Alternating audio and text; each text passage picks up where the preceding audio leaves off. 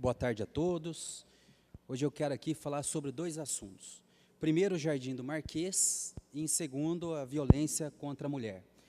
Dizer que, na semana passada, eu fiz um pedido de informação à Prefeitura para saber qual a situação do Jardim do Marquês, para saber se a Prefeitura vai realizar obras naquele bairro e também, se não for realizar, esclarecer esses motivos. Eu estou aqui cobrando porque é uma comunidade antiga, Aderbal, e que clama por essa melhoria há muito tempo, né? E o prefeito Isaías, está aqui no seu programa de governo, ele já fez também esse compromisso com a comunidade. E o que me assustou foi que, numa reunião que teve entre a Defensoria e o Judiciário, a Prefeitura não compareceu, ou seja, não está atentando para o caso como deveria. Se está aqui no programa de governo, o prefeito precisa enviar à Prefeitura para que possa discutir junto com o loteador, junto com o Ministério Público, as melhorias para o Jardim do Marquês. Portanto, eu vou cobrar. Cobrar por quê? Porque se a gente saiu na rua com um programa de governo e o prefeito Isaías fez isso, nós precisamos cobrar o que está aqui comprometido. E nesse programa de governo tem aqui que, se o loteador não assumir, está aqui um compromisso do prefeito de assumir essas obrigações e depois cobrar do loteador. Jardim do Marquês é uma comunidade que luta por isso há muito tempo, sofre com a poeira, sofre com o barro, e por isso conte com esse vereador, para que a gente possa estar nessa luta e fazer com que o Jardim do Marquês receba a infraestrutura adequada e necessária. É um compromisso do prefeito que está aqui no programa de governo. E se é um compromisso, como levantou aqui o vereador Arildo na questão da saúde, nós precisamos fazer essa cobrança e esse vereador vai continuar cobrando. A outra questão é a violência contra a mulher. Nós vivemos num país que a cada 2 segundos uma mulher é vítima de violência doméstica. O Brasil é o quinto país em violência mundial. É um dado que a gente não pode comemorar. E essa violência, ela é tanto psicológica, tanto moral, quanto patrimonial. Nós tivemos agora, essa semana, um caso triste na nossa cidade. Era uma pessoa que eu conhecia, que foi esfaqueada, vítima de uma violência doméstica pelo seu companheiro, e a gente não pode tolerar. Só aqui foram mais de 800 casos nesse ano na cidade de Jacareí, como bem lembrado aqui pela presidente da ONG Mulher, que fez o uso da tribuna livre. E essa é uma lei que toda a sociedade precisa fazer valer, não só as mulheres, mas também aos homens. As mulheres não querem superioridade, na verdade o que elas querem é igualdade. Mas a lei, pelo simples fato de existir, a Lei 11.340, a Lei Maria da Penha, ela não resolve o problema. Nós precisamos fazer a cobrança de todos os órgãos que velam pela aplicação da lei. No Ministério Público, o Ministério Público tem uma função extremamente importante para fazer valer a lei. O Judiciário, os juízes precisam ser mais rigorosos nas medidas protetivas, e também a Prefeitura, que continue estruturando uma equipe multidisciplinar com psicólogos, assistentes sociais, também a Defensoria Pública envolvida, para que a gente possa fazer com que a mulher seja respeitada na sua integridade física, na sua integridade psicológica e também patrimonial.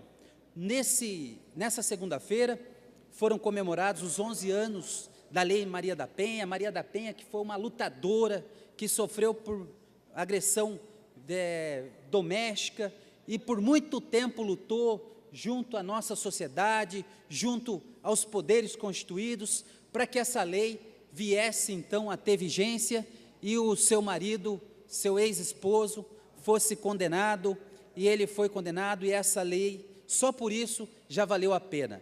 Mas ela não pode cair no desuso, ela precisa ser constantemente aplicada, para que a gente possa reduzir os números de violência doméstica no nosso país, que é vergonhoso, porque quando a violência é doméstica, ela não afeta só a pessoa que sofre, mas todo o contexto familiar.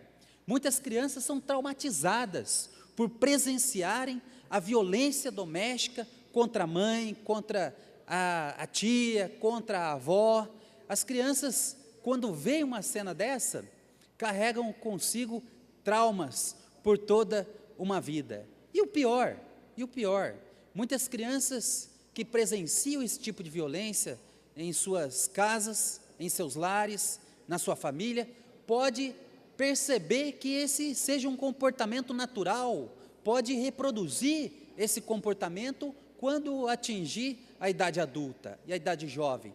Nós não podemos fazer com que esse comportamento seja aprendido. Na verdade, nós precisamos ensinar para os nossos filhos, para os nossos jovens, para nossas crianças, que a violência doméstica contra as mulheres não pode ser tolerada de forma alguma, porque a mulher tem direito a proteger a sua integridade física, a sua integridade psicológica, e nós precisamos aqui no município ampliar as políticas de proteção às mulheres. A prefeitura precisa ser um braço de apoio do Poder Judiciário, um braço de apoio do Ministério Público, da Defensoria Pública, para que a gente elimine, para que a gente reduza drasticamente esse vergonhoso dado que é da violência doméstica, que assola o nosso município, mas também todo o nosso país. Nós precisamos agora, nesse dia que a gente comemorou 11 anos da Lei Maria da Penha,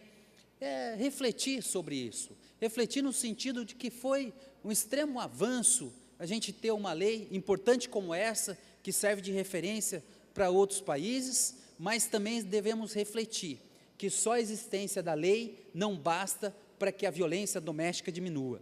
É preciso que os demais órgãos de controle, os demais órgãos de fiscalização, Ministério Público, principalmente, Defensoria Pública, estejam cada dia mais rigorosos e atenciosos na aplicação da Lei Maria da Penha.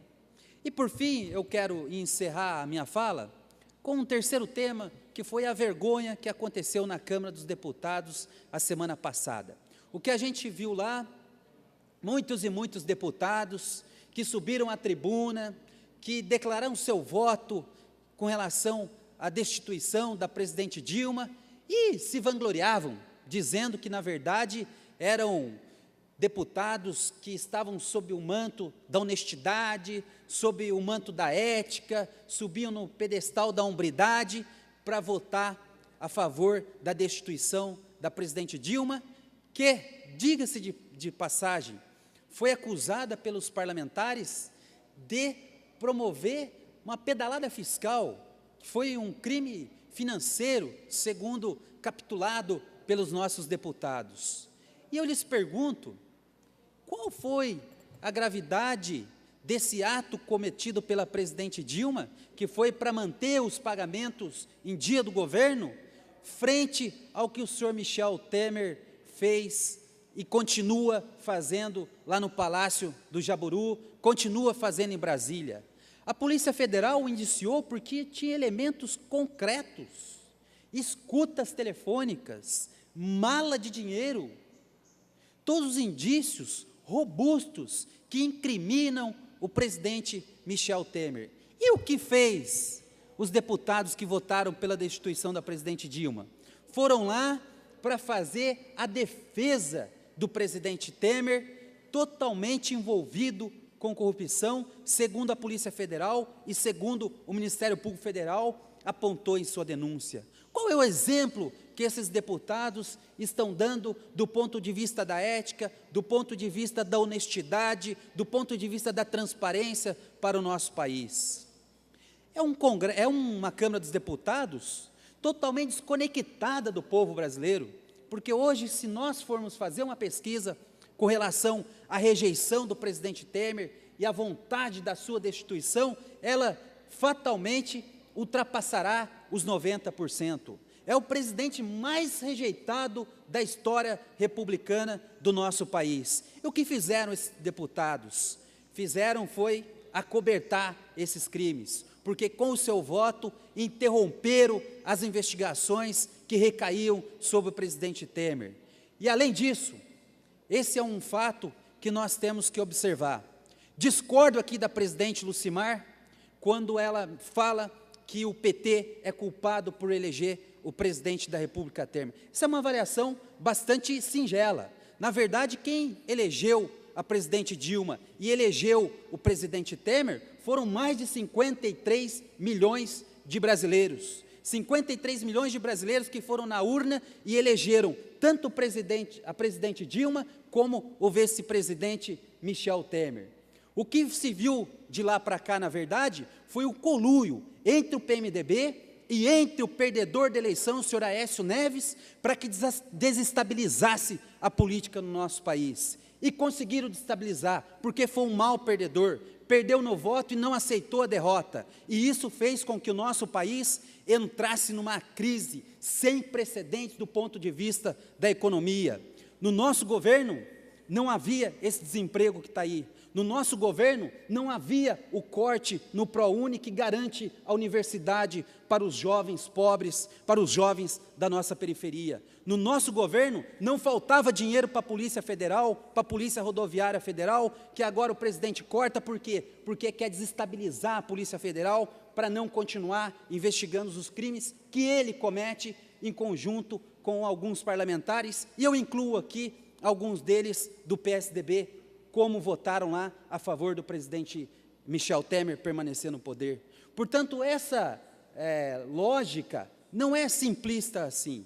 O que nós precisamos é romper com essa conjuntura política que está levando o Brasil ao desemprego, que está levando o Brasil à falta de desenvolvimento, ao corte de programas sociais, e que está levando o Brasil a um grande acordo nacional para interromper as operações Lava Jato. Eu não sou favorável à corrupção, seja de que partido for. Nós precisamos investigar, punir, porque é só assim que nós vamos dar exemplo no nosso país, ter um país mais justo, mais transparente e a salvo de corrupção. Muito obrigado e boa tarde a todos que nos acompanham.